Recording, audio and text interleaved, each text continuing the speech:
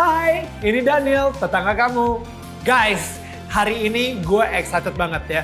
Jadi sebenarnya gue udah telepon beliau, gue WA untuk bisa dapetin interview bareng untuk ngobrol karena gue udah nunggu-nunggu banget untuk ngomong lebih dalam soal beliau gitu. Karena orang ini sepertinya gue kenal banget, gue tahu banget, tapi gue gak pernah ngomong secara dalam gini. Karena gue banyak ngecek YouTube-nya, gue melakukan riset, dan akhirnya beliau bilang, Daniel boleh interview saya, tapi baca dulu buku saya. Bukunya setebel ini, udah gila, setebel ini. Nah, dan di sini namanya Panggil Saya BTP. Seru banget, kita bakal ngobrol lebih banyak lagi. Langsung aja kalau gitu, tanpa berlama-lama lagi, let me present to you Basuki Cahayapurnama. So guys, sebelum lanjut nonton video ini, jangan lupa ya, like dan share ke teman-teman kalian. Tekan tombol subscribe-nya, nyalakan bell-nya atau loncengnya. Thanks guys. Pak Basuki Cahayapurnama. Woo! Pak, thank you banget pertama-tama Pak BTP karena waktunya, dan jujur ini excited banget. Banyak orang nih yang udah pengen minta saya ngobrol sama Bapak itu dari sejak film A Man Called Ahok keluar, tapi akhirnya kayaknya secara publik nih kita baru bisa kasih lihat sekarang nih obrolan kita nih Pak. Saya tahu saya panggil Bapak itu biasanya Pak Ahok, tapi nggak tahu kenapa setelah baca buku Panggil Saya BTP, saya jadi kayak pengen konsisten panggil Bapak BTP aja deh. Karena Bapak sendiri udah lulus Divine University-nya selama 2 tahun, dosennya Roh Kudus, habis itu bahan kuliah utamanya Alkitab, masa tetap dipanggilnya nama lama gitu kan. Jadi saya pengennya BTP aja. Thank you. Saya jujur banyak banget baca buku dan pelajaran-pelajaran yang saya dapat dari buku ini, Panggil Saya BTP. Dan ini adalah pengalaman psikologis Pak BTP sendiri selama lockdown di Makobrimob gitu. Tapi kayak bebas bentar, abis itu masuk lockdown lagi nih Pak BTP. Gara-gara corona nih. Ini gimana nih sekarang nih jadinya? Kesibukannya apa jadi kalau pas lagi zaman karantina di rumah? Ya pasti lebih enak sekarang lah ya. Iya. Karena udah lewatin yang susah kan ya. Nah namanya juga gitu, orang bilang kalau kamu udah pernah ngalamin yang lebih sulit, begitu hadapin yang kurang dari itu ya sudah biasa kamu. Seperti itu konsepnya sebetulnya. Ya kayak kita training lah ya. Kalau kamu bisa training lari udah 10-20 kilo, lari 5 kilometer mah kayak main-main aja udah gitu. Selama kesibukannya sehari-harinya kalau misalnya lagi zaman COVID kemarin itu gimana Pak? Kita rapat lebih banyak rapat justru malahan. Oh. Apa kita kemarin mau reorganisasi Pertamina, yang itu kan sudah tugas lama yang nggak dikerjain ya, nggak jalan-jalan. Itu kan pekerjaan besar, jadi rapatnya banyak, ditambah ya banyak lah, penjualan juga turun. Tapi yang saya syukuri begitu harus kerja di rumah, aku yang sudah mungkin berapa puluh tahun nggak pernah lari ya. Saya kira saya lari terakhir itu SMP apa SMA loh gitu. SMP. SMA kan arti itu main basket, main bola, arti itu lari ya. Ini bicara jogging ini. Ya. Saya terakhir jogging itu SMP loh yang jogging itu. Atau ya latihan karena kebutuhan basket atau sepak bola ya. Jadi saya jalanin, ya not bad juga. Dari mulai lari semenit, istirahat semenit. Jadi jalan kaki semenit, lari semenit, terus lari 2 menit, jalan kaki semenit, lari 3 menit, jalan kaki 2 menit. Ya sampai sekarang udah bisa lari 1 jam. Itu 1 jam biasanya 10 kilo tuh kalau misalnya di itu yang secara cepat. ininya ya. Itu kan orang yang cepat. Oh. Kalau kelas Jadi saya, jogging lah, jogging. kelas saya paling 7 kilo lebih. Jadi kurusan lah sekarang ya di sini ya. Ya lumayan, kemarin sempat 98-99 kilo, sekarang sudah sekitar 94-95 kilo. Not bad, congratulations again. Jadi sekarang nih saya sempat ngobrol sama istri saya juga gitu, kayak orang-orang itu ngelihat sosok Ahok selesainya itu pas di film A Man Called Ahok. Dan setelah keluar dari Makobrimob, muncullah seorang BTP. Itu ada sebuah tahap di mana Bapak jadi lahir baru nih selama di Makobrimob. Nih ngomong-ngomong nih, kalau misalnya, oke kita ngomong soal film A Man Called Ahok-nya dulu. Bapak udah nonton gak sih? Saya jadi penasaran, akhirnya udah nonton belum? Nggak sempat nonton sebetulnya yang utuh ya. Yang utuh kita nggak sempat nonton. Memang waktu di dalam tahanan itu, waktu tim datang kan diputerin, tapi belum mateng punya lah. Kira-kira cuplikan. Dikasih lihat itu. Saya nggak tahu di Netflix atau apa gitu. Pokoknya di rumah nonton aja film itu gitu sekali gitu. GoPlay, kayaknya di GoPlay karena yang beli GoPlay. GoPlay ya, saya lupa loh. Terus saya nonton sekali itu, baru saya dengar musiknya. Oh kayak gitu, latar belakang musiknya kayak gini. Oke, ada komentar yang udah cuma gitu aja Pak. Kayak pemerannya ternyata bagus mainin saya atau apa gitu. Ini kayaknya deg-degan banget sih nanya ini. Yang pasti pemainnya lebih jauh ganteng daripada asli yang dimainkan.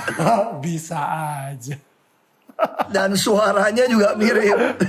Suaranya dibuat ya agak mirip lah. Ternyata kan film A Man Called Ahok ini sebenarnya udah mau difilmkan dari sejak Februari 2017. Dan saya sebenarnya baru terpilih jadi aktornya itu mungkin bulan Oktober kali atau November. Somewhere along that line. Kalau misalnya nih, ini saya serem banget sih nanya ini. Pak BTP sendiri, awalnya aktor utamanya yang ada di kepala Pak BTP sebenarnya siapa? Untuk jadi Aku gak kepikir loh. Karena waktu itu sebetulnya kita udah suasananya, udah suasana tegang. Itu menjelang tersangka sebagainya. Jadi suasana kampanye itu disodorkan oleh Kurawa. Itu pun kita harus akuin yang berani buat film ini sebenarnya risiko tinggi sekali. Ya waktu itu mereka juga bilang, film ini kalau jadi pun belum tentu bisa diputar. Karena bisa didemo. Nah, jadi suasana saya itu sebetulnya di akhir 2016 itu sudah mau ditetapkan jadi tersangka. Nah, dan 2017 kan itu baru diputuskan menjelang, karena kita bagikan buku A Man Called Ahok. Dia A Man Called Ahok kan gini, si Kurawa ini, Rudy Kurawa ini, dia arti itu dia nggak yakin lah apa benar sih ada politisi kayak Ahok gitu loh. Jadi dia diem-diem ke Belitung cerita gitu kan. Dari situ dia kaget temukan seperti itu. Lalu dia cetak buku. Lalu tim suksesnya merasa buku ini oke. Lalu kita cetakin yang banyak. Dia kasih free. Itu pun di lapangan dibakar, diumpetin. Nggak boleh dibagi. Kalau dibagi dipersekusi. Karena dari pihak lawan menganggap buku ini adalah buku untuk defensifnya seorang Ahok. Bahwa dia bukan penista agama. Karena kemudian di buku itu ada menceritakan bagaimana di Belitung Timur kan 93% kan mayoritas. Bagaimana rumah ibadah mana bisa kita bantu sebagainya. Jadi dianggap itu semacam, lalu di rumah saya ada kotak untuk sumbangan pembangunan gitu kan. Itu dianggap sesuatu yang ya itu cuma buat defensif pencitraan lu lah gitu loh.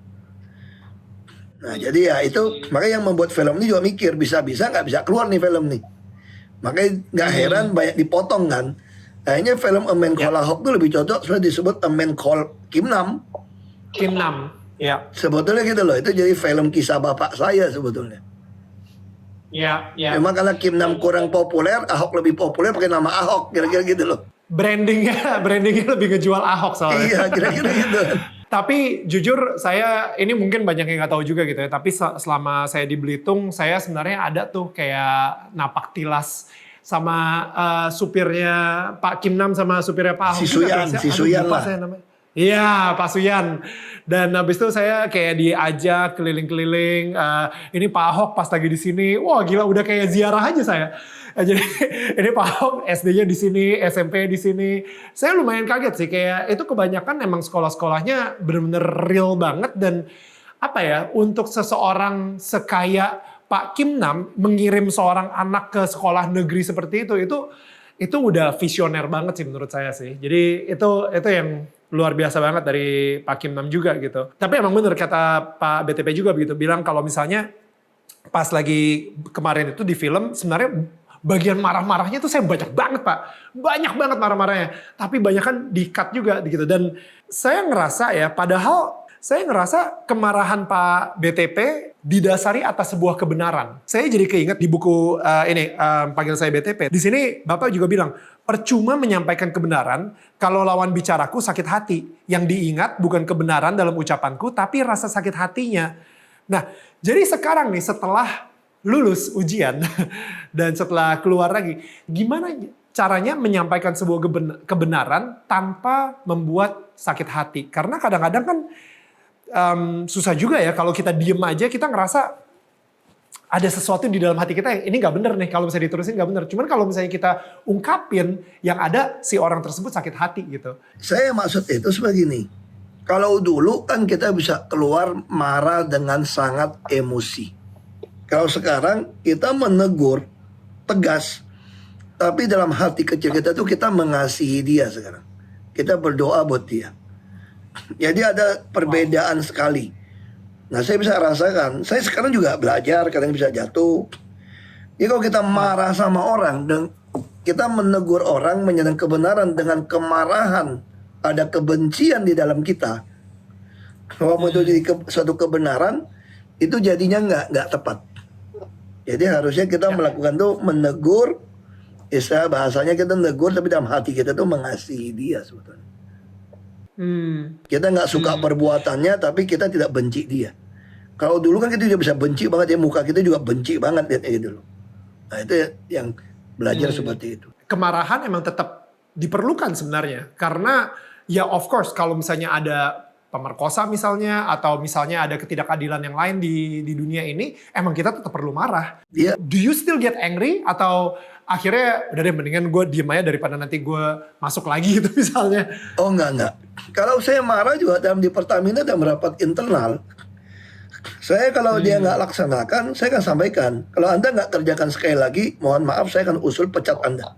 Wow. Depan forum. Tapi ketika Anda, ini harus bedakan, misalnya contoh gitu ya. Ketika Anda melakukan sesuatu tanpa melalui izin saya, lalu saya bilang, saya bukan sombong, kan saya tugaskan sebagai komut di sini. Tentu banyak hal yang kalian lakukan, penggantian direksi, harus lapor kepada saya. Soal kalian mau usul siapa, saya juga nggak pernah nitip sama siapapun. Lalu tiba-tiba ada seorang pejabat, dia angkat tangan, dia ngomong begini, mohon maaf, itu bukan urusannya komut. Ini langsung dengan Menteri BUMN. Wah, ini kalau kita pikir kurang ajar banget gitu kan. Nah kalau dulu, kayak gitu saya maki-maki tuh. Tapi untuk yang sekarang, begitu dia ngomong seperti itu, saya senyum aja. Saya coba bilang sama dirut yang lain, sekali lagi kalian lakukan seperti ini, saya akan ngajukan mundurkan diri atau pecat kalian. Tapi aku nggak marah. Waktu orang itu ngomong, saya senyum-senyum aja. Kalau dulu mungkin gue ambil botol, gue timpuk itu. Iya. Nah, itu gebrak meja lah, intinya minimal atau kita gebrak pukul meja. Nggak perlu. Kita nggak perlu. Kita senyum aja. Tapi begitu keluar ketemu dia berdua, gue bilang sama dia, lu sekali lagi kayak gitu gue pecat tuh, gue bilang. Wow. Saya pengen Pak BTP sendiri tuh sering banget ngebahas soal iluminasi. Karena di buku ini juga sering banget nih ditulis gitu ya, pencerahan ilahi gitu. Boleh nggak dikasih tahu sedikit mungkin bagi orang-orang yang bukan memeluk agama Kristen atau Nasrani gitu ya, apa sih sebenarnya arti dari pencerahan ilahi ini? Ya kan gini ya, saya menganut teologi reform dalam sisi Kristen Protestan. Maka saya adalah orang yang percaya tidak ada lagi inspirasi Allah kepada manusia setelah kitab Wahyu ditulis. Dan tidak ada lagi wahyu dari Allah kepada manusia. Yang tinggal adalah iluminasi atau pencerahan ilahi dari firman Tuhan yang kita baca.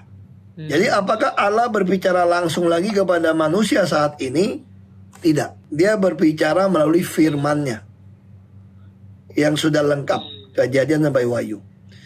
Lalu bagaimana kita tahu itu suara Tuhan dan bukan suara Tuhan? Nah ini sedikit kita bisa jadi bias juga gitu kan.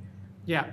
Saya punya kebiasaan membaca firman Tuhan itu bukan cocok logi. Bukan saya lagi pengen makan bakso, lalu saya buka halaman berapa, tak, oh boleh makan bakso gitu loh. Atau pengen menikah, tiba-tiba kita buka tek, berarti ini seperti ini jodoh saya. Atau ada masalah, buka, tek, Yudas gantung diri, kagak berani lo gantung diri. Itu saya bukan tipe model gitu. Bukan model gitu. Saya bukan model begitu gitu ya. Jadi aku adalah orang yang ngerti bahwa ini teologi saya gitu ya. Bisa nggak Tuhan kasih tahu saya pengen jadi sesuatu? Bisa, tapi itu tentatif sebetulnya. Apa artinya tentatif? Kita bisa tahu Tuhan kasih tahu kamu akan jadi gubernur gitu ya. Kita dalam pembacaan gitu ya. Ya. Tapi apakah itu pasti? Belum tentu. Karena itu hanya tafsiran tentatif kita. Maka kita harus cari tahu. Misalnya contoh gini. Ketika saya masuk ke DPR RI, 2012 itu harusnya pulang ke Babel menjadi gubernur. Karena hasil survei semua sangat bagus. Pasti jadi nih. Dan partai juga mau kasih. Teman-teman juga mau ngumpulin duit. Pokoknya semua beres. Ya saya di DPR RI saya jadi bergumul. Apa betul saya mesti pulang ke Babel jadi gubernur? Ya. Jawabannya dari mana? Nggak ada yang tahu. Nah makanya saya lebih suka baca Alkitab itu ikutin tiap hari. Saya biasa baca Alkitab itu, dulu saya chronological Bible. Biasa saya baca 5 tahun. 5 tahun saya ganti Alkitab lah. Nah saya ikutin per tanggal. Tiap tahun satu tuh ya, jadi dari kitab Kejadian sampai Wahyu ya. Ya, Kejadian sampai Wahyu. Lalu saya akan baca itu sesuai harinya. Pengalaman rohani saya, ketika saya membaca harian itu, misalnya hari ini saya bergumul, saya terus berdoa, gak dapat jawaban. Saya mau di Babel apa enggak ya? Apa saya udah berhenti politik ya? Pas saya lagi baca, Kisah Korintus misalnya.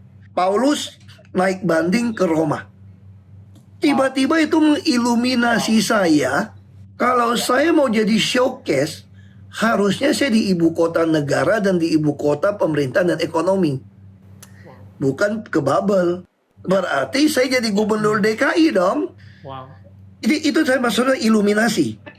Lalu bagaimana saya tahu ini benar dari Tuhan? Tentu saya butuh uji. Cara ngujinya dari bacaan tiap hari, dari doa tiap hari. Kita makin tahu dia ada 3 unsur buat satu borderline. Ini kita punya nafsu, ambisi, atau memang panggilan dari Tuhan. Yang pertama pasti kalau dari Tuhan tidak masuk akal. Impossible. Lu cerita sama siapapun, lu mau jadi gubernur DKI, semua ngakak ketawa sama lu. Dan semua liatin lu kayak orang gila aja. Karena harusnya lu jadi gubernur Babel. Istilahnya om saya tau gak? Hok, kamu tau gak pepatah kuno? Burung di tangan dilepas, pengen nangkap burung di udara. Kamu ini udah di tangan jadi gubernur Babel.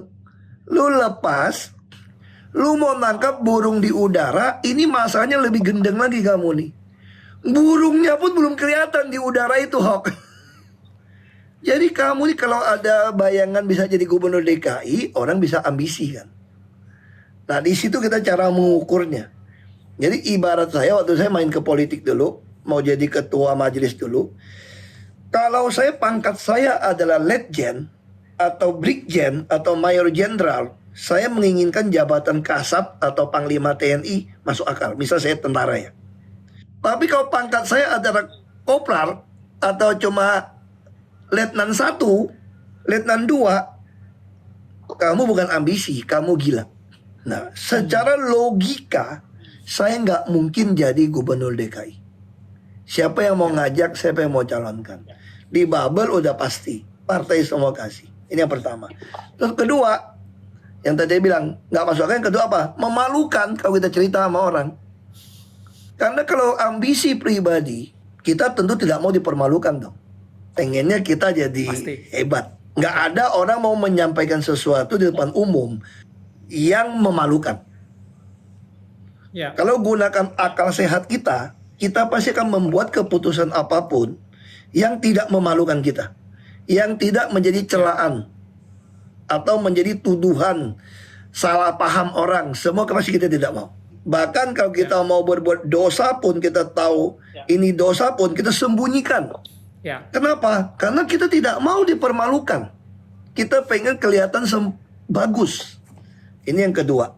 Yang ketiga, bahaya dan merugikan kita.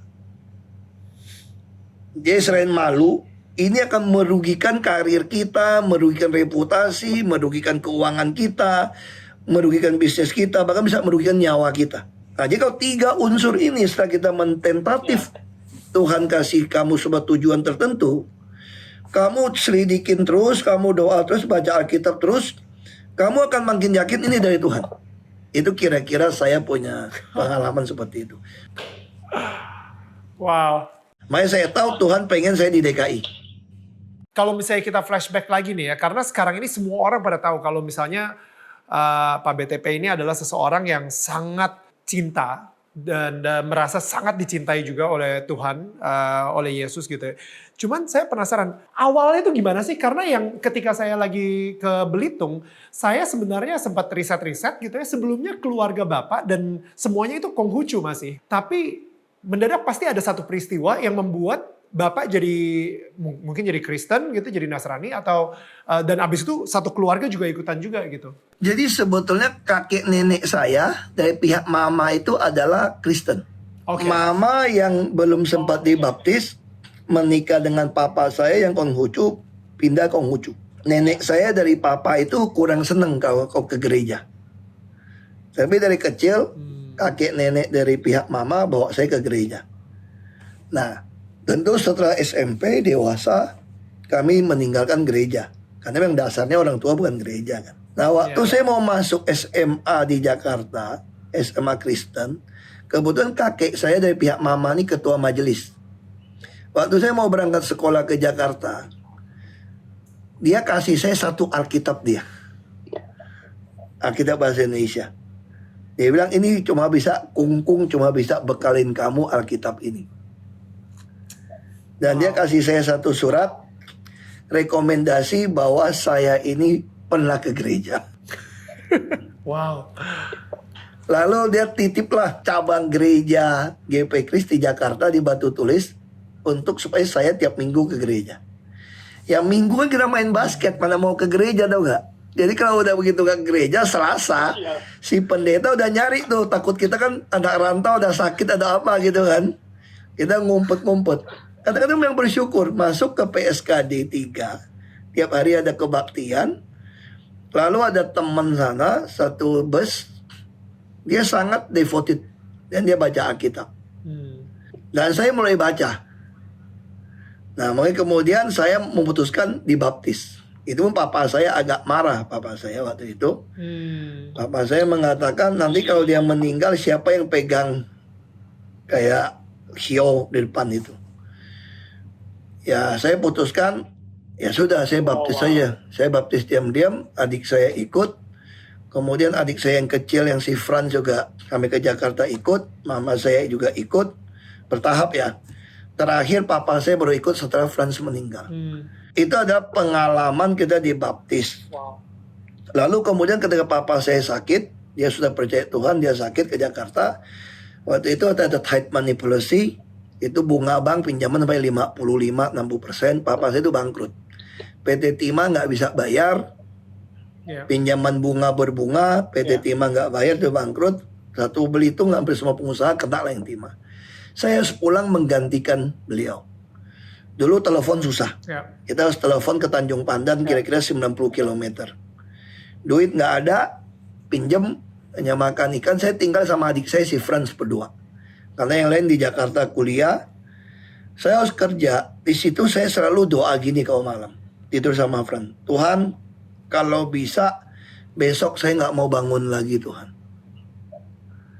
Saya nggak mau bangun lagi Tuhan. Karena saya bingung menghadapi ada 12 lokasi tambang, 150 lebih karyawan yang nggak bisa saya gaji, nggak bisa kasih makan, saya nggak bisa punya minyak, nggak punya spare part.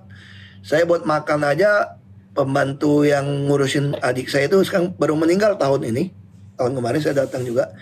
Dia yang ngongkosin kasih makan, mau telepon minta sama abang bapak pinjam mobil Om, QQ, itu saya jalanin. Makanya saya selalu pengen tidak mau bangun. Tapi setiap kali saya bangun pagi, saya duduk di beranda rumah. Itu dulu tuh ada rumput Manila ya. Jadi itu ada embun gitu bagus.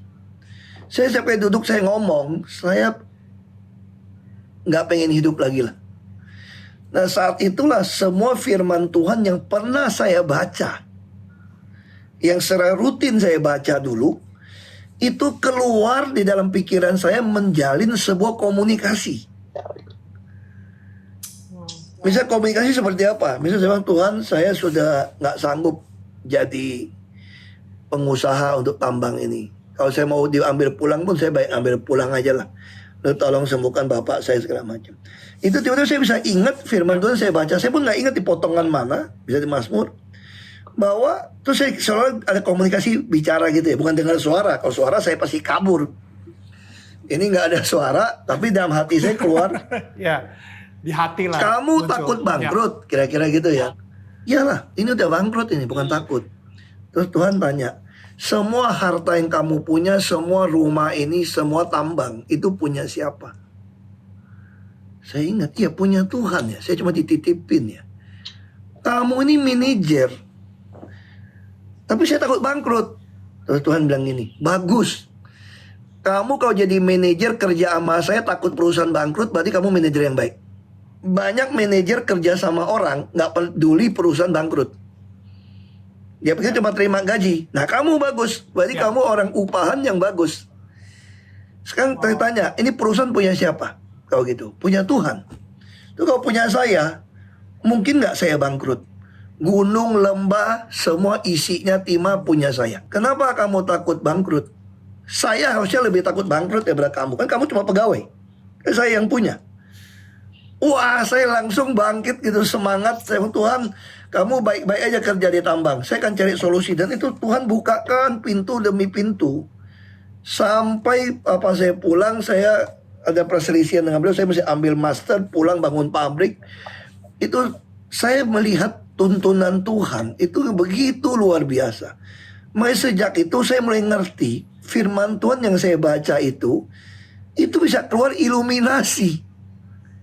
Ya. Orang baca potongan dan tiap tahun baca ulang lagi, dapatnya beda, lucu. Beda. Bagiannya berbeda. Makanya sejak itu saya kemanapun, saya lebih penting bawa Alkitab saya. Dan saya juga orang kampung belajar bahasa Inggris kan agak kacau kan. Bahasa Inggris saya itu Indonesia English lah. Tapi minimal kamu ngerti saya ngomong apa kira-kira gitu. Saya belajarnya itu dari saya beli New Living Translation punya Bible. NLT. Lalu saya baca tiap hari, keluarkan suara. Begitu saya mendengar agak aneh, kalau dulu saya beli Alphalink ya, saya mesti cek. Kalau sekarang kan di HP banyak nih, dictionary.com segala macam bagus. Nah saya mulai tahu, oh pronunciation saya salah. Nah saya sambil baca firman Tuhan, saya itu belajar bahasa Inggris. Wow. Menurut saya buku bahasa Inggris yang terbaik di dunia itu adalah Alkitab. Ya, ya. Angka ada, nyanyian ada, semua puisi, semua lengkap. Ya. Saya tahu ceritanya karena saya riset banyak banget ketika perusahaan Pak Kim Nam diambang kebangkrutan dan lain-lain gitu. Dan habis itu dengan hutang yang begitu banyak, itu ditumpahkan semuanya ke Pak Ahok gitu ya. Jadi sebagai seorang anak tiba-tiba dikasih tanggung jawab sebesar itu, jujur emang saya juga pasti pengen kabur sih. Pengen lari dari masalah sih dan pengen ya udahlah, mendingan gak usah bangun tidur lagi aja deh. I think your spiritual journey begins dari situ juga kali ya Pak ya. Sebenarnya Bapak sendiri kan bisa jadi pendeta. Saya ngelihat Bapak sendiri juga dulu sempat aktif di gereja. Habis itu mempunyai jemaat banyak banget. Sebenarnya bisa, nggak perlu masuk ke politik gitu kan. Tapi kenapa memilih dunia politik? Tetap dunia politik gitu. It's a huge challenge kan pastinya. Saya sebetulnya dapat panggilan itu ketika saya masih bujangan. Ketika saya sedang baru menyelesaikan lagi kuliah S2. Mau jadi pendeta, jadi pastor. Nah, saya bergumul setengah mati. Apakah saya akan ke Saat Malang, Seminari Alkitab Asia Tenggara di Malang. Kenapa? Setelah saya selesai S2, ternyata papa saya itu sudah betul-betul tidak bisa ketolong lagi usahanya. Dan dia mulai sakit berat. Saya harus pulang untuk kedua kalinya. Nah saya waktu itu bergumul, saya ini S2 loh, master. Masa saya S2 pulang mesti punya kerja, waktu itu belum punya pabrik. Satu pergumulan buat saya, di situ saya merasa dengan waktu itu saya sedang ikut retret pendeta Peter Wongso, salah satu dosen senior di saat. Lalu dia khotbah menceritakan tentang Musa yang melepaskan semua kepangeranan dia. Padahal walaupun dia lari gitu ya, sebetulnya dia lari gitu. Tapi arti itu dia akhirnya dibentuk untuk melepaskan semua. Nah, saya langsung mendapat iluminasi, saya kan tidak lari ya. Masa masih dipaksa sampai lari baru jadi pendeta? Nah, lalu saya mulai berpikir mungkin saya akan jadi pendeta. Tapi di situ terjadi, saya berpikir apa karena saya nggak berani lebatkan kartu kredit, nggak berani lepaskan jam mahal, status pengusaha, jadi pendeta di kota kecil, di tempat yang sepi, yang orang nggak mau datang, kira-kira gitu kan. Di situ pergolakan saya itu nggak ketemu jawaban dalam Alkitab. Sementara adik-adik saya masih kuliah di luar negeri, bapak saya sakit, kena kanker, bisa meninggal, uang juga nggak ada. Saya juga satu pihak mengatakan kalau kamu jadi pendeta, kamu melarikan diri, nggak tanggung jawab. Tapi satu pihak mengatakan enggak, kamu pengecut aja, kamu nggak mau jadi hamba Tuhan karena kamu takut melepas status jadi pengusaha. Wah, ini kan nggak ada rumusnya kan? Tapi saya terus minta Tuhan kasih saya jawaban Tuhan. Saya mau satu jawaban. Dan satu pagi minggu itu Tuhan menjawab saya. Itu saya selesai kebaktian jam 7, saya keluar setengah 9. Anak-anak remaja membagikan selip Alkitab, undangan acara remaja. Di situ ada satu firman Tuhan, saya lupa. Kalau satu 1 Timotius 5 ayat 8. Jika seseorang yang percaya tidak memelihara sanak keluarganya, maka dia lebih buruk daripada orang yang tidak beriman. Sederhana firman ini. Tapi bagi saya adalah iluminasi menegur saya. Kamu harus tanggung jawab kepada keluarga kamu.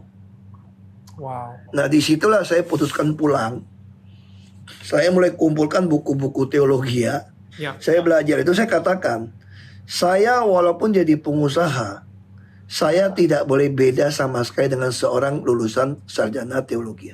Saya tidak boleh beda dengan seorang pendeta.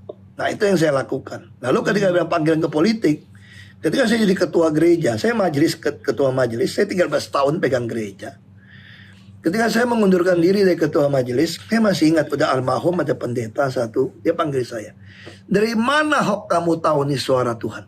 Wah, ini jawaban yang susah sebetulnya. Karena nggak ada Alkitab yang menjelaskan toh. Kamu mau saya bilang saya mau jadi pendeta, ada ribuan ayat mendukung saya jadi pendeta. Betul. Mau bilang dukung jadi politisi, ada ribuan ayat juga bisa jadi politisi, lu bisa cari-cari. Mau cari Daniel lah, mau cari Nehemia lah, Betul. mau Yeremia, macam-macam lah kamu bisa dapatkan. Lalu Tuhan kasih saya hikmat jawab seperti itu. Saya bergumul tadi ngomong. Saya bilang, bagaimana kalau saya menyatakan ingin ngambil sekolah teologi? Itu baru kehendak Tuhan katanya. Saya temukan kadang-kadang banyak pendeta itu suka menghakimin orang menggunakan pengalaman umum, ngerti nggak? Padahal Tuhan tidak pernah berbicara kepada dia tentang kita secara khusus. Setelah tabir bait suci terbelah dua, kita nggak butuh imam lagi, tau nggak? Tapi tentu kita harus ada guidance. Bukan berarti tidak perlu sekolah teologi ya, nggak betul. Anda harus ada guidance, jangan sampai menyimpang. Nah, lalu saya bilang begini, justru saya berpikir dalam pergumulan saya, kalau saya jadi pendeta, waktu itu gereja kami cukup kaya, 1.500 lebih lah orang. Kalau 1.000 jemaat kasih saya $1.000, saya 1 tahun ada 1 juta US dollar. Kaya saya. Cuma saya robah gaya bicara saya saja, baik, Tuhan memberkati, melindungi, baik-baik gitu. Saya tidak mengatakan jadi pendeta nggak boleh dapat uang, tidak. Itu firman Tuhan mengatakan, dia yang membagikan firman Tuhan wajar dapatkan uang dari jemaat. Makanya itu saya bilang bukan panggilan saya. Nah, kenapa saya tahu panggilan ke politik? Di Belitung Timur itu yang menguasai itu kan fraksi partai yang agak radikal, kira-kira gitulah ya. Ingin memperjuangkan, dulu sempat ngomong mau rubah Pancasila segala macam. Saya Kristen hanya 0,7, 0,8%. Bagaimana mungkin saya bisa jadi politisi terpilih gitu loh. Tapi saya baca satu buku. Saya ini adalah showcase untuk mempertontonkan sebuah kuasa transformasi Tuhan. Maka itu saya katakan panggilan saya adalah prophetical voices, bukan political voices. Ini menyuarakan suara kenabian. Ya. Itu saya baca satu buku. Artinya apa? Saya kalah, dikalahkan pun saya tidak peduli. Yang penting saya telah mengajarkan tentang kebenaran. Jadi kalau ada yang lebih baik dari saya, jangan pilih saya. Kalau kamu mengerti tentang kebenaran dan keadilan dan kejujuran, itu yang membuat saya makin yakin. Saya tahu ini panggilan. Karena kalau jadi pendeta itu masuk akal, tidak rugi, dan tidak malu. Nah sekarang saya bilang saya mau ke politisi. Gak masuk akal, hitungan politiknya kalah. Terus saya juga malu, dicap sangat ambisius duniawi, kedagingan, macam-macam lah. Ya, Terus yang ketiga, saya juga rugi, bisa bangkrut perusahaan saya. Bahkan nyawa saya bisa hilang. Makanya saya tahu ini panggilan. Makanya saya putuskan yang ambil yang ini gitu. Pencerahan ilahi itu kan kayaknya, atau iluminasi itu mungkin just step by step ya. Kecil, di depan, dilihat. Dia nggak pernah kayak spotlight untuk ngasih lihat nih ke depannya kayak gitu. Tapi misalnya saat itu dulu, lagi bergumul antara mau jadi pendeta atau jadi politisi gitu misalnya ya. Itu tiba-tiba dikasih lihat spotlight ke depan. Kalau misalnya lu masuk politik, iya benar, lu akan jadi gubernur, tapi lu akan jadi narapidana juga. Apakah Bapak akan tetap memilih untuk masuk politik dan menjadi gubernur? Atau kayak, waduh ini pencerahan ilahi, udah deh gue di zona nyaman aja deh. Dan yang menarik ya ikut Tuhan itu ya, dia tidak pernah memberikan kita sesuatu yang melampaui kekuatan kita. Jadi kalau dia tahu kamu, kalau dikasih tahu dari awal masuk penjara kamu mundur, Tuhan nggak kasih tahu kamu masuk penjara. Nah, apa yang membedakan takdir versi kita nih? Itu saya katakan kenapa saya gunakan kalimat tentatif. Saya suka ini dari kalimat Stephen Tong, ini dia bilang sama saya, ketika saya dikasih tahu akan jadi gubernur di DKI, untuk ikut gubernur, itu tentatif. Saya nggak tahu bisa jadi apa enggak. Tapi saya tahu saya tidak mencalonkan diri jadi gubernur di Babel. Tapi jadi nggak jadi saya nggak tahu. Apakah cuma Tuhan pengen saya cuma sampai bilang mau nyalon doang, mau berKTP. Jadi sebetulnya tentatif ikut Tuhan itu, kita sepanjang progres jalannya itu selalu ada opsi dan opsi. Kamu mau opsi taat atau tidak, ini selalu ada opsi. Kamu lebih pentingkan Tuhan atau orang lain, semua ada opsi. Nah opsi ini kalau kamu salah milih, bisa jadi kamu nggak jadi yang tentatif yang diberikan pada kamu. Bisa contoh gini kan, ketika KTP saya tidak terkumpul, saya mulai berpikir nggak mungkin saya jadi gubernur DKI dong. Sedangkan gubernur Babel masih buka. Terus semua orang nawarin saya, Hok, kamu harus pikir, jangan terlalu ambisi. Mulai dulu dari gubernur Bangka Belitung kan sama saja. Dari gubernur yang kecil nanti baru jadi pindah ke ibu kota kalau udah sukses. Berarti ini di tengah jalan saya dikasih dua opsi lagi nih. Menguji kita dengan tiga tadi. Kalau saya ngambil gubernur Babel, berarti ini kan mungkin tidak malu dan tidak menakutkan.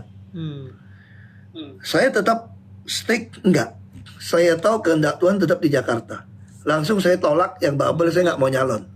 Begitu nggak mau nyalon di Jakarta, KTP udah nggak kekumpul, udah tutup KTP. Kan udah tertutup kamu. Nah di situ saya coba doa gini, Tuhan, sebodoh-bodohnya saya menafsirkan kehendak-Mu atas hidup saya tetap memilih opsi taat untuk ke Jakarta. Sekalipun secara duniawi saya tidak mungkin lagi nyalon. Jadi kalau saya sampai salah, mohon ampun Tuhan. Tapi orang lain yang nggak kenal saya, maki-maki saya. Kamu ambisi, sok, nggak pakai otak. Ada pilihan yang bagus dan pasti, kamu tidak mau. Makanya saya katakan kadang-kadang pendeta pun tidak mengerti putusan kita. Karena dia menggunakan pandangan secara umum kan. Nah coba kalau saya ikutin kata pendeta, kata teman-teman politik. Ada nggak seorang Ahok jadi gubernur DKI? Nggak ada. Kamu tetap beriman opsi di tengah jalan itu banyak sekali opsi. Yes, no-nya banyak sekali selama perjalanan journey ini. Nah, kamu harus konsisten ikutin firman Tuhan. Bukan kedagingan kamu, bukan kata orang. Kalau kamu ikutin, maka kamu yang konsisten. Sekarang orang mengatakan kamu macam-macam, ya I don't care. Saya bukan mengimpress other kok. Saya cuma submit to iluminasi yang saya yakinin kan. Sekalipun saya bodoh mengikuti iluminasi, minimal saya taat sama Tuhan dalam kebodohan saya.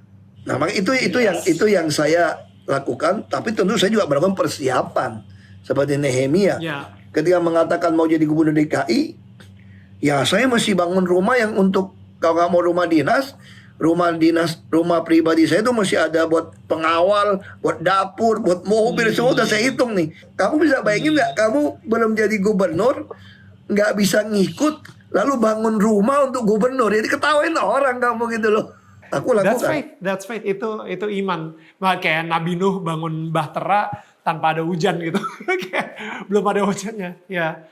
Tapi bukan berarti iman yang ngaco ya, pengen punya Ferrari, Lamborghini, punya helikopter, dan waduh, untuk apa gitu loh. Itu ya, maksudnya prophetical voice sama political voice itu sesuatu yang benar-benar sering banget clash. Dan Bapak sendiri itu tetap mengambil yang prophetical voice, biarpun terlihat bodoh, dirugikan, dan kayaknya bisa ada resiko dipermalukan gitu. Nah, as a leader kita selalu dihadapin sama yang namanya keputusan. Dan ada keputusan yang sangat besar yang Bapak ambil juga, yaitu bercerai dan juga menikah lagi. Dan itu diambil di Makobrimob, dan itu pun juga karena pencerahan ilahi gitu kan.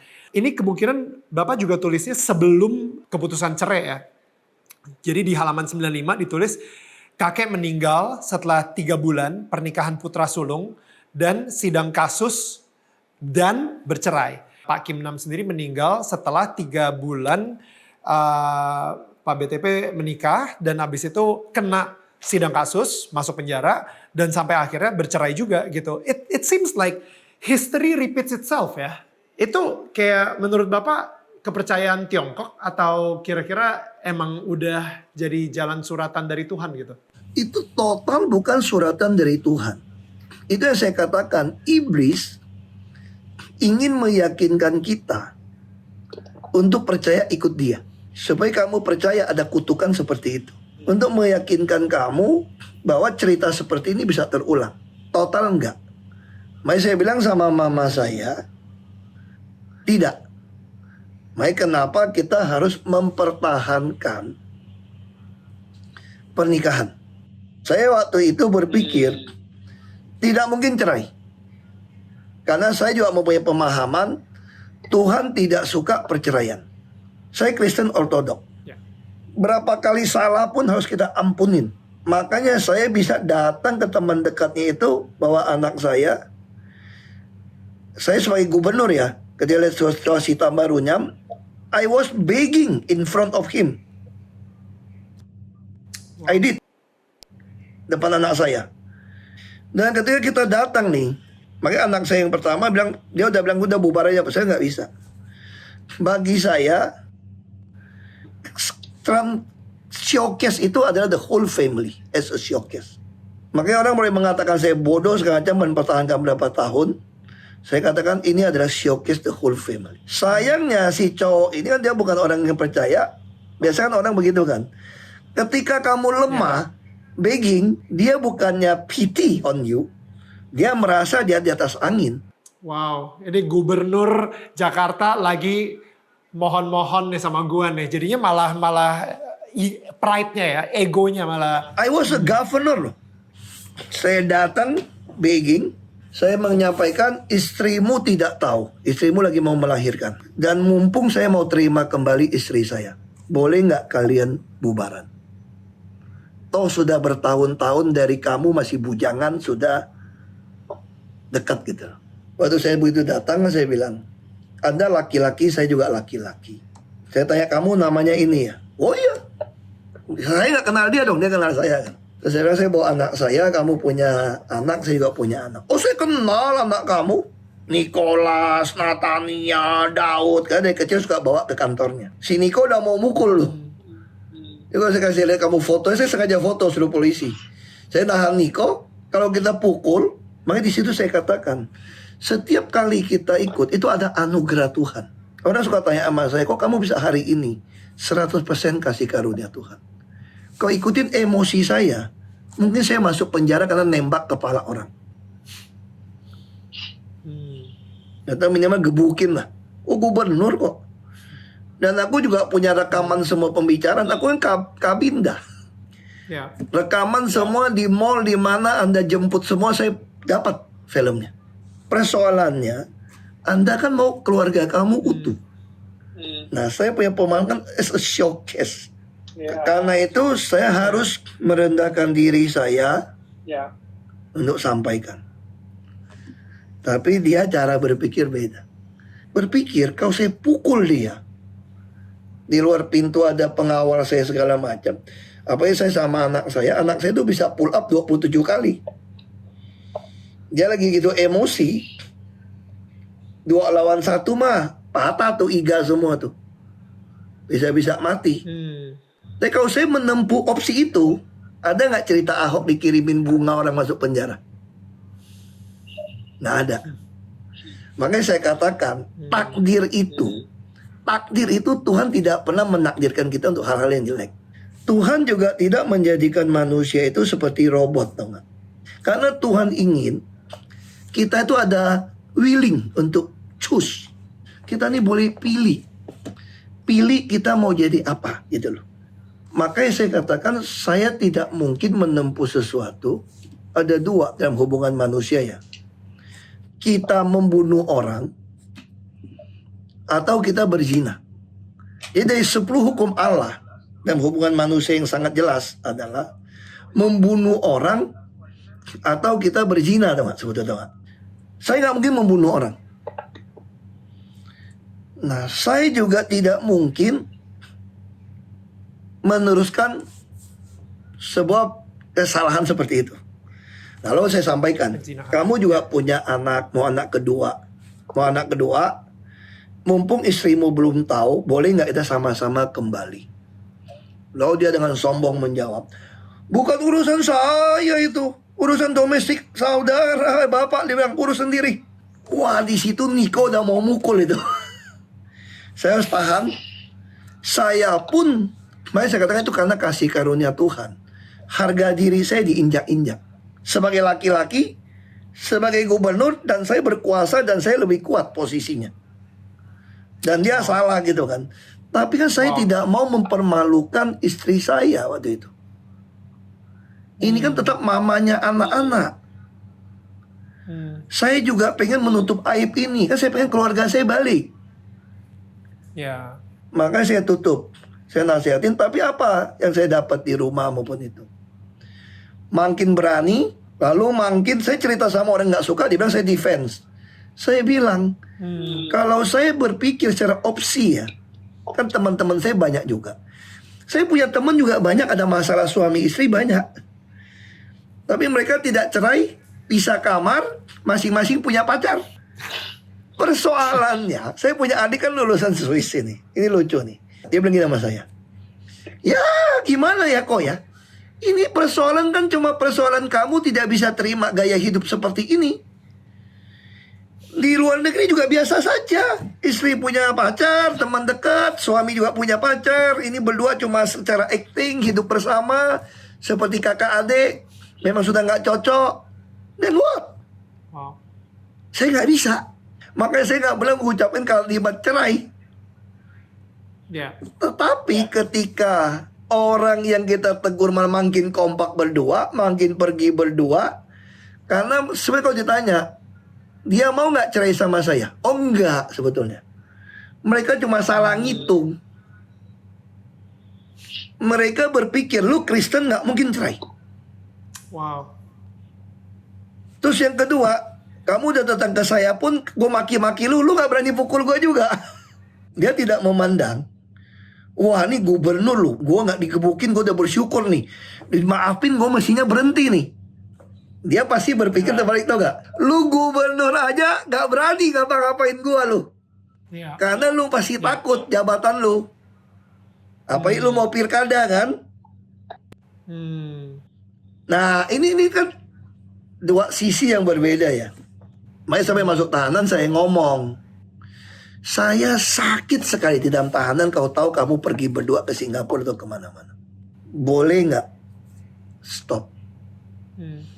Itu saya putuskan cerai. Pendeta saya Bentong marah sama saya.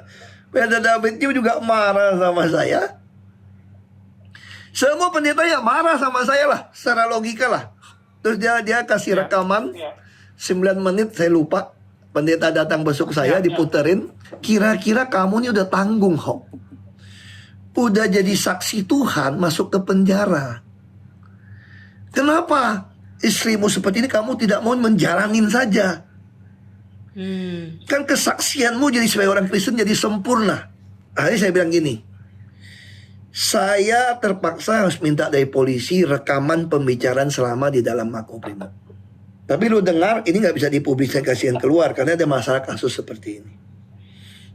Lalu kasih Benjamin dengar 4 jam lebih. Lalu Pak Tong ngomong gini ya Bapak Benjamin, kan berapa kali kan dikumpulin ini. Lalu ini kasih dengar dia pada Benjamin, saya nggak tahu. Benjamin ngomong gini, Pak Tong bilang, siapapun tidak boleh melarang Ahok menceraikan istrinya.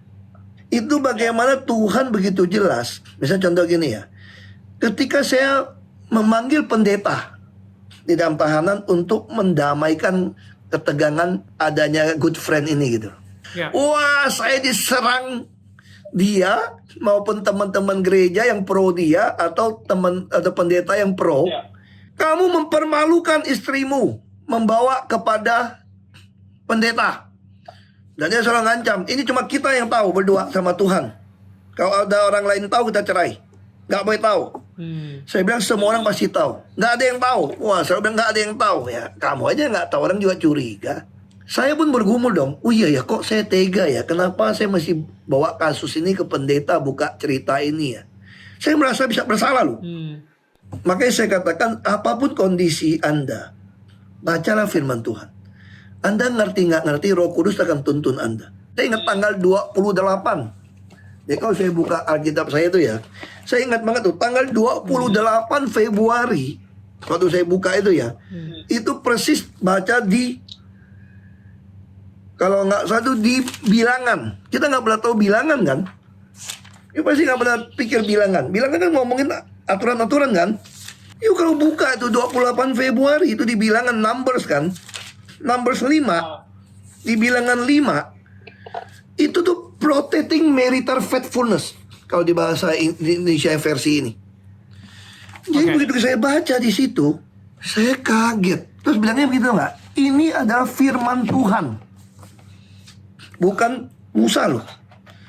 Tuhan berfirman kepada Musa. Dia bilang, kalau ada seorang laki-laki curiga istrinya ada selingkuh, walaupun nggak terbukti, nggak teruji, dia harus bawa itu kepada seorang imam. Betul. Saya sampai protes Tuhan. Kalau nggak terbukti perempuan itu salah, maka yang bersalah tetap perempuan itu, bukan laki-laki. Wah, saya pikir nggak terima ini Tuhan. Nggak fair ya. Kan bisa saja laki-lakinya paranoid. Tapi ketika saya merenungkan ayat itu, Tuhan bawa saya mengingat Amsal 31. Ayat 10. Istri yang cakep itu apa? Yang hati suaminya percaya kepada dia. Lalu Tuhan membawa kasus saya. Saya yakin kalau seorang istri, misalnya zaman Musa kan tinggal di tenda ya, tinggal di tenda, pasti si suami waktu pulang mergoki istrinya ada laki-laki lagi bertamu di rumah, atau ketemu lagi di ladang jalan berdua, atau kalau zaman sekarang kepergok lu chat lah sama laki-laki lain lah. Lalu si suami bilang, apa ini bukan teman lama toh? Kecuali teman lama, ini kan baru kenal setelah kamu menikah, beda loh gitu loh. Lalu si suami bilang, itu laki-laki siapa? Ini Tuhan kasih saya ilustrasi nih, supaya saya bisa memahami konteks bilangan 5 tadi. Si istri bilang, bukan siapa-siapa. Nah, saya langsung bayangin seperti jawaban mantan saya kepada saya. Bukan siapa-siapa, hanya teman dekat. Ya jangan berduaan dong kemana-mana. Gue bilang kita gak ada apa-apa ya. Gue bilang kita gak ada hubungan apa-apa ya. Lu kalau mau nikah sama gue mesti percaya sama gue ya. Nah kira-kira gue bayangin seperti itu ke gue. Pasti si suami serba susah nih. Udah bilang kalau gitu boleh gak? Lu gak usah berdua lagi kalau gue pulang. Tetap ngotot. Nah kira-kira suami akan seret dia gak ke imam? Nah kalau seorang istri yang baik, Tidak ada apa-apa pun ketika suami membuat suamimu tidak suka. Kamu nggak pergi sama dia, apa sih ruginya? Masa kamu demi sahabatmu itu mau memilih cerai sebuah keluarga? Betul. Nah itu saya sudah mulai memahami itu. Berarti saya nggak salah. Lalu ayat apa yang membuat saya? Orang Kristen nggak boleh cerai dong. Kan saya nggak dapat iluminasi Matius 5:32. Saya dapat di 1 Korintus ayat 7. Pasal 7 ayat 12 sampai 15. Jika ada seorang perempuan yang tidak beriman mau tinggal bersama kamu, kamu nggak boleh ceraikan dia. Karena anak-anakmu akan disebut anak-anak cemar. Justru anak kamu menguduskan dia dan anak-anakmu. Sama juga untuk suami. Tapi yang tidak beriman, jika kamu memaksa cerai daripada kamu, lepaskan dia. Karena kamu dipanggil untuk hidup dalam damai sejahtera Allah. Apakah saya langsung cerai juga? Nggak berani juga saya. Tetap nggak berani cerai. Karena kalau saya cerai kan secara politik segala macam hancur lah. Ini hancur semua nih. Akhirnya kenapa saya putuskan masukkan ke pengadilan segala macam? Dia hanya kasih saya 2 opsi. Cerai atau terima dia punya teman khusus. Saya katakan ini melanggar pasal yang lebih tinggi di atasnya. Betul. Makanya bagi saya harus cerai. Dengan segala resiko disalahpahamin orang. Ya. Dengan segala resiko dianggap tidak jadi saksi Kristus. Ya. Tidak mungkin di dalam sebuah keluarga. Saya katakan istri itu harus ikut suami secara rohani. Ya. Karena istri adalah penolong. Maka saya putuskan minta pertobatan, minta tanda, dia tidak mau. Nah sama sayang di terakhir cerita beda. Begitu masukin cerai dia bilang mau balik. Ketika kamu itu jadi iluminasi. Saya tulis di buku itu, saya tulis semua nih. Bagaimana per hari itu firman Tuhan berbicara. Ketika Esau minta kembali dengan nangis air mata pun sudah tidak bisa lagi. Ya. Sekarang nih saya pengen tanya ke Bapak sendiri gitu ya. Untuk memaafkan yang politik, ya udah, time will heal. Dan maksudnya sampai hari ini pun juga mungkin tetaplah masih ada offense dan lain-lain gitu ya. Kayak pas lagi jadi komisaris utama Pertamina pun juga masih banyak lah yang keluar dengan berita-berita negatif. Tapi kalau misalnya dari mantan istri sendiri gitu ya, Bapak sendiri akhirnya bisa nggak memaafkan mereka? Sudah belum memaafkan mereka?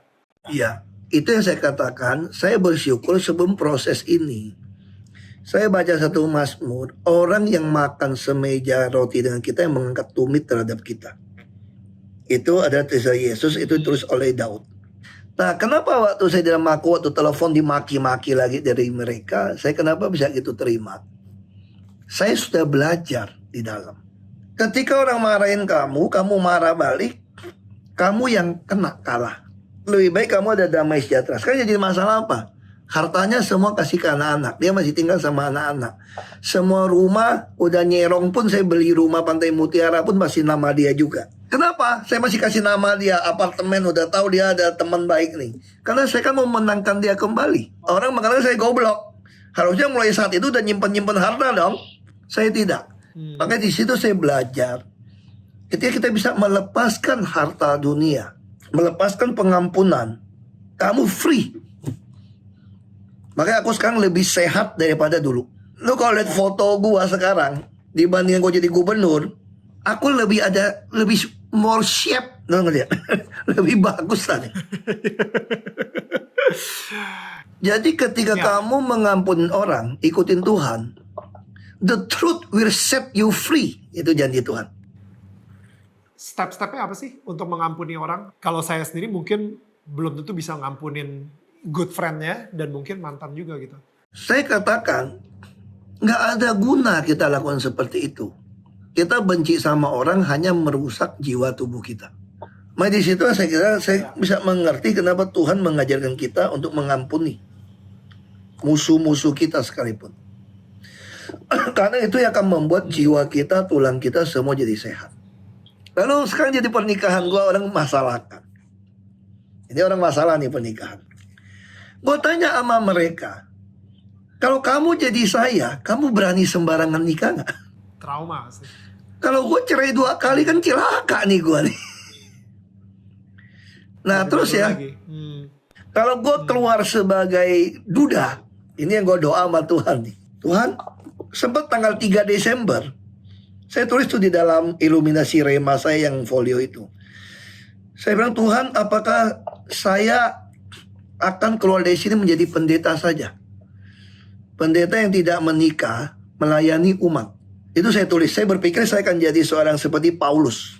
Tapi dalam pergumulan itu, saya temukan tidak. Dalam imam dan raja, itu disebutkan itu. Kalau kita baca di imamat, seorang imam, maka orang tersinggung sama saya. Saya nyinggung orang, bukan. Orang salah paham. Kan saya bilang saya ikutin iluminasi.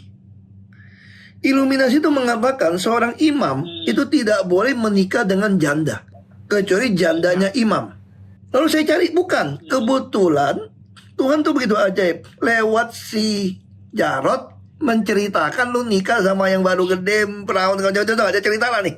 Versinya Jarod nih. Ya. Kok bisa kena banget ya sama bacaan saya ya? Saya dikirimin buku Joel Osteen, Blessed in the Darkness. Itu buku tuh terbitan September 2017. Saya terima Desember dari adik saya. Di situ ada bilang, Tuhan bilang, if someone broke up your relationship, you nggak usah stress, because aku udah memprovide you someone more kinder, more fun, and more appealing to you. Jadi ketika satu pintu ditutup, pintu lain udah dibuka. Saya kaget. Lalu saya sharing sama teman saya yang tidak gitu devoted Christian. Dia nggak percaya kan, dia bukan orang yang ikutin, dia cuma ke gereja KTP lah. Dia bilang gini sama saya, Ya. lu kalau bilang Tuhan menyediakan buat lu di penjara mana ada cewek, Hop? Ini staff lu punya istri, ini umur udah lewat, ada pacar, ada apa, nggak masuk akal. Cuma satu yang gue lihat agak lumayan, dia bilang, itu ajudan bini lu tuh. Itu agak lumayan tuh. Terus dia bilang, itu tuh Tuhan yang kasih lu tuh, kalau dia tuh katanya tuh. Gue bilang, dia mana mau sama gue ya? Itu anak umur berapa, bos? Tuh gue tanya, lu umur berapa? Siap 20. Ah, seumur anak gua, beda dikit tahun. Itu yang ngaco lu bilang. Ini weird. Lalu si Jarod bilang, gue cariin dia Jawa Timur. Nah begitu Jarod ketemu dia, nggak usah lagi Jawa Timur, ini aja. Gue bilang, nggak bisa dong mas, dia kan orang Jawa Barat, KTP-nya kan Bogor. Nggak apa-apa, gue main-main doang. Nggak bisa mas. Ketika mas mengucapkan sebuah kriteria, saya bukan mistik, saya sengaja meminta sesuatu tanda kepada Tuhan yang nggak masuk akal. Saya bukan percaya tanda, bukan. Saya sengaja minta supaya mempersulit, tau nggak? Makanya ketika dia Jawa Barat, ya gue nggak terima dong. Kan lu masih Jawa Timur, gue bilang. Ternyata dicek betul-betul Jawa Timur. Bahwa gue mulai kaget. Dari mana? Maksudnya kayak lahirnya ternyata Jawa Timur atau? Kalau hitungan bapak dong. Bapak orang Jawa Timur kan hitung Jawa. Cuma kan dia lahir di Depok. Depok masih kategori Bogor waktu itu. Tapi kan saya kan nggak tahu. Saya berpikir dia orang Jawa Barat kan. Nah sama juga kayak tanda tangan, tau nggak? Ini lucu nih. Orang Kristen tidak pernah percaya garis tangan, bos. Iya betul. Kita orang Kristen percaya nasib kita sudah dibungkus oleh darah Kristus dan dibayar mahal. Yes. Udah lunas. Betul. Nah kenapa saya bisa bilang ini tanda tangan Tuhan, tahu nggak? Ah ini cerita lucu. Teman saya ada datang tenglang yang bukan Kristen. Lalu mereka cerita lah tentang lu jangan sedih. Kalau kita dalam kepercayaan itu ada tuh mungkin nasibnya nggak bisa ikutin kamu jadi orang apa. Mungkin kamu mau dipanggil jadi jabatan apa, nggak bisa ikut. Lalu mereka bilang gini. Ya mungkin dia kan pakai istilah garis tangan. Ya mungkin garis tangannya itu nggak bisa jadi istri kamu untuk tugas kamu berikutnya. Ya ini kan istilah garis tangan kan bukan garis tangan ini kan. Lalu ada satu teman nih, ini kurang ajar dia tuh. Bener-bener, lu masih cari yang garis tangannya sama. Terus teman yang satu bilang, bukan garis tangan sama, maksudnya itu kiasan gitu loh. Lalu begitu saya balik ke kamar, saya doa sama Tuhan. Tuhan, saya sih bukan kurang ajar ya Tuhan ya. Ini tanda-tanda minta dia sebagai istri saya atau bukan, ini sebagai pengganti atau bukan, sesuai dengan bukunya George Austin, sudah manggil lengkap. Termasuk saya minta dia, you mau nggak ikut saya? Allahku Allahmu. Semua polisi mengatakan nggak mungkin. Yang ada kamu yang harus ikut. Makanya orang menuduh saya mabuk cinta lah, karena baru cerai, didukunin lah macam-macam, menikah cepat. Mereka tidak tahu saya adalah orang yang hidup mengikuti iluminasi yang saya dapat. Ada teman saya, bukan teman, masih saudara jauh. Lalu dia cerita sama mama saya, anakmu hebat bener ya. Jadi polisi lepas agama ikut anakmu. Lalu mama saya jawab, dia ada satu jawabannya sangat jitu. Ini mama saya cerita, kamu kenapa nggak bisa kayak gitu? Karena lu udah jatuh cinta, lu nggak tanya lagi, lu udah mabok cinta. Diminta syarat apapun lu ikut. Kalau anak saya itu nggak mabok cinta, dia minta tanda Tuhannya. Jadi kalau tidak sesuai dengan tanda Tuhannya itu, dia tidak akan menikahi dia. Anak saya ikutin iluminasi. Nah akhirnya apa lo nggak? Saya doa aja, Tuhan, ini mungkin the last, tapi ini konyol banget Tuhan. Ini konyol Tuhan sebetulnya Tuhan. Minta tanda lagi masih ya. Ini benar-benar kayak Gideon banget deh. Karena aku takut kan. Masih minta tanda lagi. Iya. Aku takut dong Tuhan. Ini yang terakhir deh Tuhan. Kalau ini benar sama Tuhan ya. Aku nggak mau ini lagi deh Tuhan. Ya. Mau dibaptis sudah, mau nikah sudah, lepas polisi semua sudah nih. Mau belajar masakan mama saya sudah, belajar bikin kue mama saya sudah. Masih minta tanda lagi. Ini gila kali. Ya. Apa tanda yang dibilangin teman saya itu masuk akal ya Tuhan ya? Garis tangannya sama. Garis tangan manusia kan nggak ada yang sama. Tapi garis tangan utama kan ada kan, garis-garisnya ada utama nih. 4 garis utama sama dong. Secara semua nggak ada yang mirip, tapi garis utama bisa mirip. Jadi saya bilang Tuhan, ini aku nggak kurang ajar Tuhannya. Ini udah kayak si Gideon nih, aku bukan kurang ajar Tuhannya. Aku pengen yakin apa bener dia ini, aku harus nikah sama dia gitu loh. Apa kata dunia? Ini apa kata orang? Terus tim politik saya bilang begini, Bapak kalau menikah sama dia, lawan akan dengan mudah menuduh Bapak selingkuh dulu. Semua orang percaya. Padahal dia masuknya kan bulan Oktober, setelah mau demo besar. Bukan ajudan saya, orang gak mau tahu. Dia tinggal di rumah. Orang tuduh saya selingkuh. Gimana mau selingkuh? Jendela kamar bini gue di atas, sebelah kamar mak gue. Terus kamu mesti lihat dong. Kalau gue mau selingkuh, gue udah sama siapakah? Yang di kantor kayak gitu loh. Gak sebego itu juga. Tapi ya sudah. Jadi secara politik, Bapak nggak boleh. Bapak harus menikah dengan orang yang tidak pernah Bapak kenal. Ini advice politik. Saya bilang masalahnya, kalau saya ikutin advice kamu, saya keluar. Kamu sekarang tes cariin deh. Saya kasih waktu 3 minggu. Orang dari Jawa Timur, adik 1, umur pas mau usia nikah. Bapak emak lebih muda dari saya, rumah ada AC, sesuai yang dikriterikan Jarod. Tuh cari dulu deh. Oh kami nggak sanggup Pak. Kita umumkan pun bingung. Nah itu pertanyaannya saya bilang. Kalau saya keluar dengan petunjuk Tuhan begitu jelas, saya bingung mau ngejar siapa. Daniel bisa kenalin sama temannya yang janda, itu loh. Bisa kenalin sama temannya yang tidak menikah. Dan semua bilang bagus, orang gereja. Lalu dari mana saya tahu itu dari Tuhan? Nggak tahu. Sedangkan ini sudah jelas. Baik jelas. Ya Tuhan, kalau ini ya sama Tuhan. Berarti sorry deh Tuhan, gue baru yakin deh dari lu, gue nggak berani Tuhan. Karena ini omongannya terlalu banyak ya. Walaupun ini semua masuk nih. Aku panggil penjaga. Tolong panggil dia datang dong. Lu kenapa Pak? Kan dia tinggal di balik temboknya Makobrimob kan. Saya mau lihat tangannya sama gak sama saya. Ketawa tuh polisi tau gak. Jadi itulah kesannya saya adalah orang yang percaya garis tangan. Bukan sebetulnya tau gak. Iya. Benar-benar secara literal ya. Maksudnya kayak garis tangan dalam arti kayak garisnya sama atau enggak gitu. Sama saya, kiri kanan. Sama ternyata. Ya, sampai anak saya 1 bulan, kita sengaja cetak garis tangan berdua. Taruh. Kami ada dicetak garis tangan berdua, ditaruh nih selain garis kaki dan tangan anak saya 1 bulan Ya. itu. Bukan saya percaya garis tangan, itu cuma konyolnya saya maksa Tuhan yakinin gue nikah sama ini orang gitu loh. Untuk kasih pertanda luar biasa. Ini keyakinan saya yang membuat saya bertahan hari ini. Iluminasi firman ini yang membuat saya bertahan. Wow. Nah, kalau sekarang saya bisa punya kehidupan lebih baik, ya anugerah Tuhan buat saya pikir ya.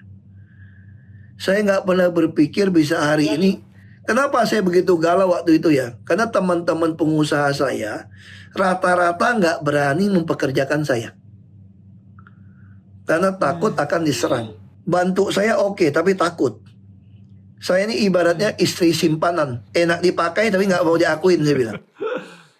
Ya saya butuh pengakuan kerja yang ada pajak dong. Betul nggak? Saya masih ada pengakuan kerja yang ada pajak. Ya, tapi Tuhan bukakan jalan. Orang yang nggak gitu dekat sama saya pun ketika datang ke Mako, dia kasih saya kerjaan, tawarin saya job yang baik, dan bayar pajak resmi di perusahaan TBK. Nah itu cara Tuhan yang saya nggak pernah pikir. Makanya saya selalu percaya ketika kita mau melepaskan segalanya. Nah termasuk si Puput kan, ketika ada duit beli mobil, saya kan kasih mama saya dulu. Dia nggak apa-apa. Nah Tuhan kasih dia mobil lebih baik. Wow. Jadi memang saya lihat ya ada satu.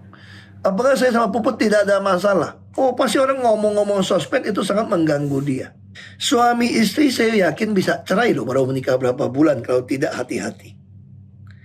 Tapi saya bersyukur sama Tuhan. Ketika kita menikah, kita sadar ini kehendak Tuhan. Kita akan pertahankan pernikahan kita dan membuat dia tumbuh. Makanya saya katakan apapun yang Anda hadapi hidup ini, kamu harus tahu yakin. Sekalipun dalam kebodohan kamu salah yakin. Tapi kalau kamu yakin ini dari Tuhan, kamu akan pertahankan keyakinan kamu itu. Nah itu akan membawa kamu jadi bebas. One last question. Apa pencerahan ilahi yang mungkin sekarang ini Bapak dapetin? Dari pencerahan ilahi setelah keluar dari Mako, apa sih yang kira-kira akan seorang Ahok atau Pak BTP lakukan ke depan? Jadi waktu aku keluar tanggal 24 Januari itu, saya berpikir saya akan tetap menuliskan iluminasi yang saya dapat dari pembacaan firman Tuhan. Ternyata nggak dapat tuh. Saya kalau di dalam tahanan, kertas folio gitu besar, bacaan hari itu begitu dikit, saya bisa berpikir, Tuhan, mana mungkin penuh ya gue tulis iluminasi hari ini ya. Karena bacaan firmannya begitu dikit. Tapi ajaibnya selama 20,5 bulan, itu tulisan sampai penuh sampai ke bawah. Makanya saya mulai berpikir, kalau gitu gue keluar gue mau tulis lagi ya. Gue pengen tahu suasana di dalam sama di luar 20,5 bulan bacaan yang sama dapatnya apa nih? Nggak bisa nulis. Nggak dapat. Dapat sepotong doang, nggak bisa penuh. Tapi saya masih bisa tulis yang renungan pikiran saya. Hari ini dari saya keluar, ini udah 508 hari. Cuma Ini segitu. bisa saya tulis. Cuma segitu. Nggak, ini bukan iluminasi dari firman Tuhan. Ini pikiran saya, ada pergumulan saya tulis. Lalu saya baca renungan, ini mirip-mirip bahan untuk bikin panggil saya BTP punya buku. Nah ini bisa. Nah artinya apa? Tapi saya bisa dapat sesuatu nggak? Dapat. Misalnya contoh ya. Ketika 22 November, Menteri Erik BUMN keluar dari istana, dia mengatakan Ahok kalau nggak jadi komut itu jadi dirut. Dia dapat panggil saya. Langsung saya berpikir, waduh Tuhan, berarti ini serius ini. Gua akan masuk Pertamina ini. Terus gue mesti lakuin apa? Ada penolakan dari serikat pekerja macam-macam gitu loh. Terus apa yang gue mesti lakuin? Pasti. Begitu gue diterima hari pertama masuk, gue meetingnya bilang apa dong? Tanggal 23 pagi November, itu Sabtu. Ketika saya lagi baca firman Tuhan ya, Sabtu itu, tanggal 23 November itu aku dapat. 1, itu di Korintus. You harus kasih apresiasi kepada orang yang melakukan pekerjaan dengan baik. Itu tuh kalimat Paulus sebetulnya. Soalnya jadi kalimat aku. Wow. Terus yang kedua, lu gak usah takut. Itu seperti Paulus bilang sama jemaat di Timotius atau apa saya lupa. Timotius ini gue kirim nih utusan Tuhan nih, lu gak boleh ganggu dia ya. Gue udah jamin kayak gitu, lu gak usah takut sama mereka. Yang ketiga, lu mesti tetap stick pada imanmu dan berani. Itu semua dari firman Tuhan yang aku baca. Terus aku tulis dalam kurung, taat kepada iluminasi. Yang keempat yang menarik, do everything with love. Itu semua, itu kayak Tuhan kasih kita. Itu ayat demi ayat dikasih. Nah, terus sekarang bisa contoh apa? Kadang-kadang saya nggak sabar nih lakukan perubahan-perubahan gitu ya. Nah, saya tulis di dalam buku ini, saya tulis. Kemarin saya dapat 2 hari yang lalu. Saya selama ini hanya doa. Tuhan, berikan saya kasih-Mu, sukacitamu, dan damai sejahtera. Padahal ini kan 1, 2, 3 dari buah-buah roh yang ada 9 buah. Kok saya nggak pernah minta buah keempat ya, kesabaran ya? Kesabaran, patience. Kenapa lu nggak pernah minta patience? Lu cuma minta yang ke-9, penguasaan diri. Lu masih bisa loss. Kenapa nggak pernah minta kesabaran? Toh waktu Tuhan lebih indah. Nah jadi itu yang saya tulis sekarang. Dan pergumulan kerjaan di Pertamina, saya tulis dapatnya apa. Pak, thank you. Thank you juga loh. Jarang orang baca buku saya habis. Thank you so much for your time. Salam buat Sama-sama. Mbak Uput sama give Yosafat an extra hug dari saya. Nanti kapan kita ketemuan sama Niko juga? Ada satu toko yang udah baca buku saya habis sampai seharian. Terus dia WA saya, telepon. Dia senang banget ada penyelesaian. Itu justru Buya Safi Ma'arif. Buya Safi Ma'arif, Wow. dia baca. Dan dia merasa sangat terinspirasi, semua ada solusi. Jadi kalau kamu ikutin buku saya ini betul-betul sampai si Prof. Hamdi bilang ini mau kristenisasi atau apa. I don't think so. Pak, sampai ketemu lagi. Kita will keep in touch. Nanti saya WA. And Thank you ya. yeah, please go ahead to your Oke. meeting. Saya nggak enak. Soalnya kalau Makasih. pegang meeting Oke, aja, aku thank you. dengerin dia tadi nih. Dual sound ini. Oke, ya mari Pak. Dual sound Thank you. ini. Bye, Thank you. God bless. Oke guys, selesai akhirnya perbincangan gue dengan Pak BTP. Dan sekali lagi kalau misalnya kalian belum ada buku ini, well, gue secara pribadi merekomendasikan banget buku ini, Panggil Saya BTP. Ini mungkin adalah sebuah buku yang menurut gue bisa membuka pikiran kita. Kalau misalnya kita lagi dalam zaman isolasi, ketakutan, kekhawatiran, dan ketidakpastian. Nah, disinilah bagaimana cara seorang Ahok bisa mengalahkan rasa-rasa ketakutan tersebut gitu. Jangan lupa guys untuk subscribe channel ini dan share, dan jangan lupa juga untuk pencet lonceng atau belnya.